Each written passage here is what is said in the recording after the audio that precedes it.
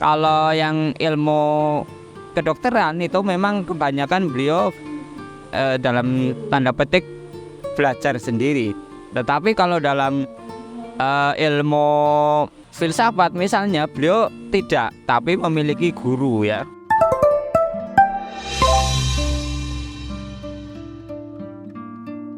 Assalamualaikum warahmatullahi wabarakatuh. Berjumpa lagi dengan saya Mbah Kuat dalam acara konten rutin untuk menyambut bulan Ramadan. Untuk malam hari ini kita akan mengulas seorang tokoh muslim yang itu terkemuka di Eropa, bahkan di dunia secara umum, dan juga itu bagian dari ilmuwan muslim ya. Artinya kita Islam sebagai peradaban itu pernah melahirkan tokoh-tokoh besar yang itu adalah memberikan kontribusi yang berguna bagi agama Islam sendiri maupun bagi kemanusiaan. Yaitu kalau kemarin kita udah membahas Imam Al-Ghazali, terus hari ini kita akan membahas seorang tokoh muslim juga yang namanya adalah Ibnu Sina.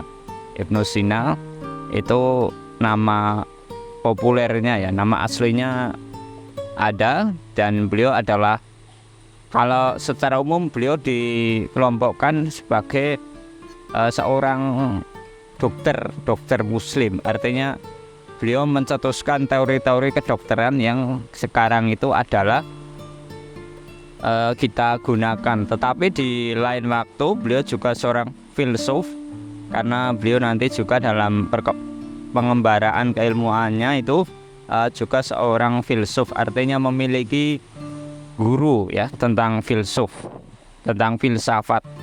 Nah, Ibnu Sina ini lahir di kota Bukhara ya, itu di sana juga nanti lahir Imam Al-Ghazali juga di sana. Tetapi kalau beliau Ibnu Sina itu diperkirakan lahir tahun 980, yang itu di zaman itu kota Bukhara itu adalah termasuk kota asal atau kota yang di bawah kekuasaan namanya dinasti Samaniyah. Jadi biografi singkat beliau itu, beliau adalah seorang anak gubernur dari kota Bukhara itu. Dinastinya zaman itu namanya dinasti Samaniyah. Yang harus diketahui sebelumnya, jadi pada masa pertengahan Islam atau zaman kejayaan Islam itu, di zaman Abbasiyah itu kekhalifahan atau negara-negara kecil itu memiliki kesultanan sendiri-sendiri, yang itu nanti memiliki sejenis ya, kalau sekarang mungkin ya kayak pemimpin lokal, itu namanya sultan.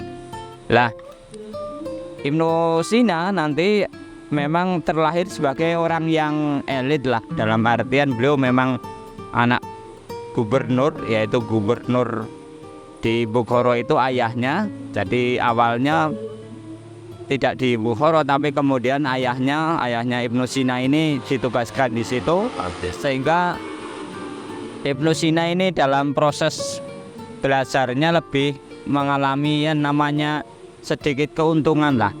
Agak berbeda dengan kemarin Imam Al-Ghazali misalnya. Kalau beliau memang anak seorang gubernur yang kemudian juga disekolahkan ya. Kalau zaman dulu itu disekolahkan caranya dengan mendatangkan ulama atau tokoh tertentu, lalu nanti dibayar oleh keluarganya. Waktu itu Ibnu Sina ini akan saya ulas beberapa perjalanan hidupnya. Memang yang terkenal dalam tinjauan Islam, Ibnu Sina itu lebih populer dengan ilmu kedokterannya, karena beliau nanti mengarang Qanun fit Tibb, yaitu tentang dasar-dasar ilmu kedokteran ya, yang kemudian menjadikan beliau di barat itu juga dikenal luas ya. Tapi nanti kemudian beliau juga memiliki karya lain, yaitu Asy-Syifa namanya, kitab pengobatan, itu satu kesatuan dengan Qanun at-Tibb itu. Tetapi kenapa beliau bisa menyusun itu ada ceritanya, ada perjalanan keilmuannya. Jadi beliau ketika itu tinggal di kota Bukhara itu, kemudian yang seperti saya omongkan tadi, kemudian kota Bukhara itu diambil alih sistem pemerintahannya oleh dinasti penggantinya, yaitu namanya dinasti Buwaiyah, yang kemudian Imam Ibnu Sina ini pindah ke kota lain, yaitu namanya kota pertama dia ke kota Isfahan ya. Di sana nanti beliau berpindah. Kenapa berpindah? Karena dulu kota-kota di zaman itu berpotensi ketika sultan atau penguasa lokalnya itu ganti, maka tidak semua orang itu bisa tinggal di situ, termasuk keluarganya Ibnu Sina. Sehingga beliau ketika misalnya dalam satu sumber yang saya temukan, ketika beliau berumur 16 tahun misalnya, itu beliau pernah menjadi tabib. Jadi waktu itu sultannya namanya Sultan Nuh bin Mansur itu sakit. Kemudian oleh para tabib bingung nih cara mengobatinya gimana si sultan ini. Lalu para tabib itu mengusulkan coba ditanyakan kepada Ibnu Sina kecil, waktu itu masih 16 tahun. Sehingga kemudian, dan ternyata Ibnu Sina ini bisa mengobati sultan. Sehingga kemudian Ibnu Sina kecil diberikan fasilitas khusus boleh mengakses perpustakaan kerajaan, sehingga kemudian beliau bisa mengoleksi buku-buku. Jadi kalau yang ilmu kedokteran itu memang kebanyakan beliau dalam tanda petik belajar sendiri. Tetapi kalau dalam ilmu filsafat misalnya, beliau tidak, tapi memiliki guru yang mengajarinya. Dan nanti ini Ibnu Sina ini nanti induknya itu justru berkiblat kepada ajaran atau filsuf Aristoteles ya. Jadi ketika zaman itu nanti ada di dalam masa di zaman itu namanya peradaban Helenisme, yaitu pertemuan antara budaya Yunani dengan Islam, yang itu nanti mengakibatkan banyak ilmuwan-ilmuwan kita bisa mengakses ilmu-ilmu dari barat, dalam tanda petik zaman itu Eropa. Termasuk ya tadi Ibnu Sina bisa mengakses buku-bukunya si Aristoteles itu, sehingga dia tadi dia bisa belajar filsafat ya. Misalnya ada namanya guru beliau misalnya yang agak terkenal adalah namanya Abdullah An-Natili ya. Itu seorang filsuf. Dia juga terpengaruh filsufnya dari namanya kelompok Ismailiyah. Ismailiyah ini nanti juga mewarnai ajaran filsafat beliau ya. Lah, yang unik dari Ibnu Sina ini yang mungkin jarang teman-teman ketahui itu beliau ternyata pernah jadi wazir atau perdana menteri ya. Meskipun waktu itu sempat hanya sebentar lah gitu. Tetapi di tengah-tengah kesibukan beliau itu beliau tetap berkarya ya tadi, termasuk menyusun Qanun at-Tibb, nanti menyusun ya kitab filsafat itu. Dan konon katanya di antara ajaran filsafat yang paling sulit dikuasai oleh beliau itu adalah tentang metafisika. Yang kemudian beliau menggali dalam satu cerita itu beliau kalau belajar itu kalau malam-malam itu malam lampunya menyala, maka beliau akan membaca dan menulis sambil minum. Kalau cara bahasa sekarang mungkin ya es buah gitu. Kenapa? Karena beliau ya tadi dari keluarga berada, jadi lampunya menyala, padang, enggak sulit hidupnya itu. Makanya itu. Sehingga tadi termasuk ya tadi belajar kepada suatu waktu dalam satu kesempatan beliau bisa menemukan kitabnya Al-Farabi, sehingga mereka bisa, si Ibnu Sina bisa belajar, oh ini loh metafisika ini ternyata ada juga di tempatnya Ibnu Farabi gitu. Sehingga nanti karya-karya beliau yang filsafat maupun yang kedokteran itu bisa diakses.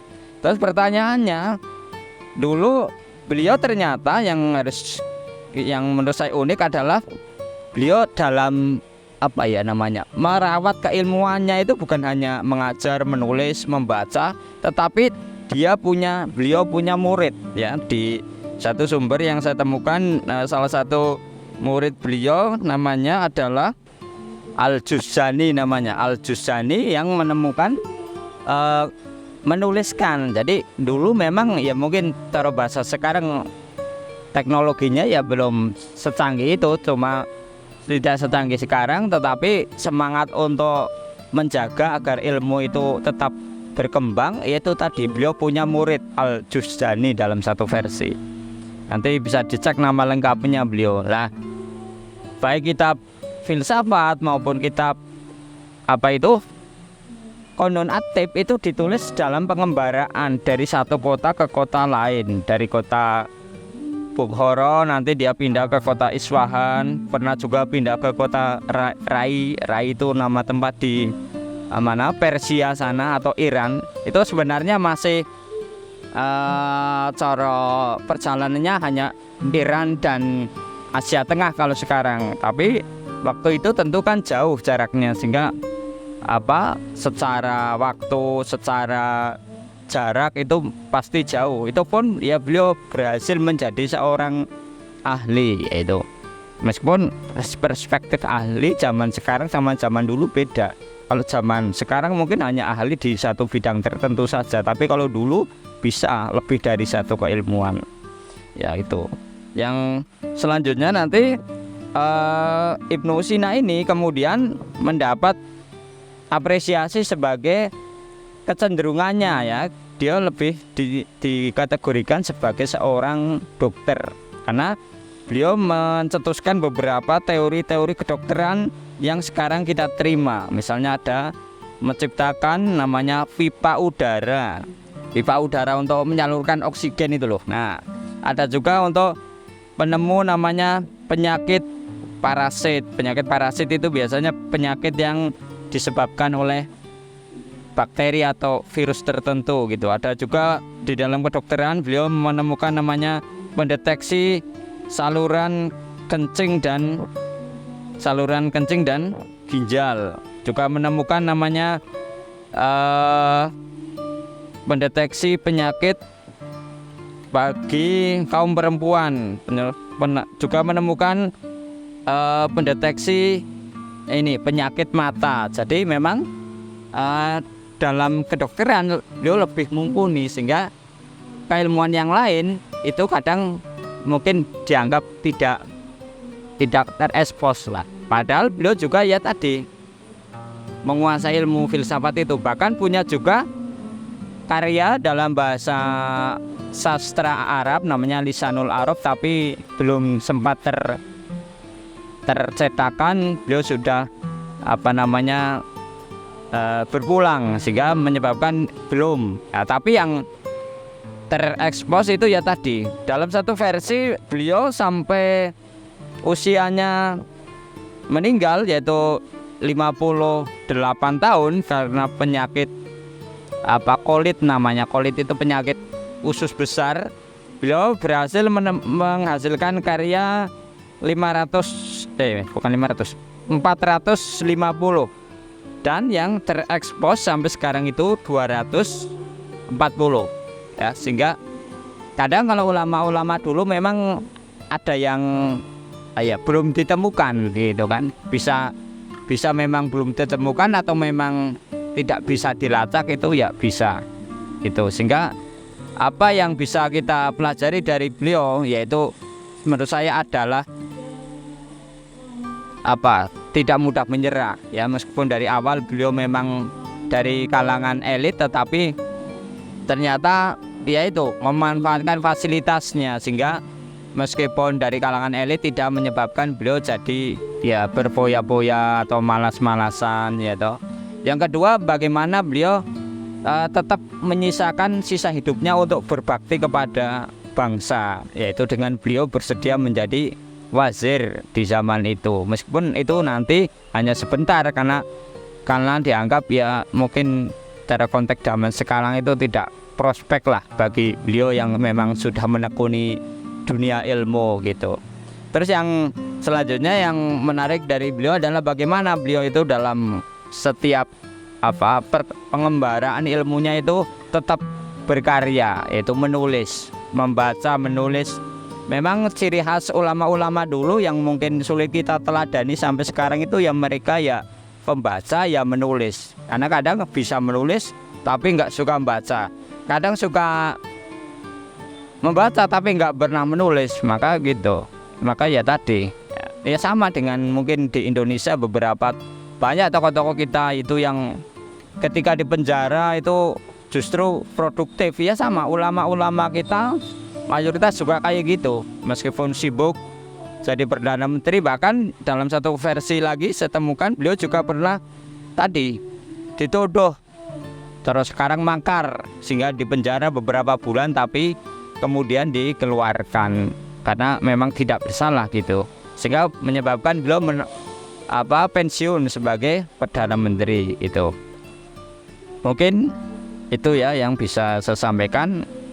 Nah, tadi kiprah beliau adalah lebih cenderung kepada kedokterannya, sehingga beliau nanti pada tahun 55 ya 1955 di Teheran dalam satu forum saat itu beliau dinobatkan sebagai ya bapak kedokteran ya, meskipun ya di akhir hidup beliau juga meskipun dokter nyatanya beliau juga meninggal karena suatu penyakit. Itu memang suatu jalan hidup beliau saya kira.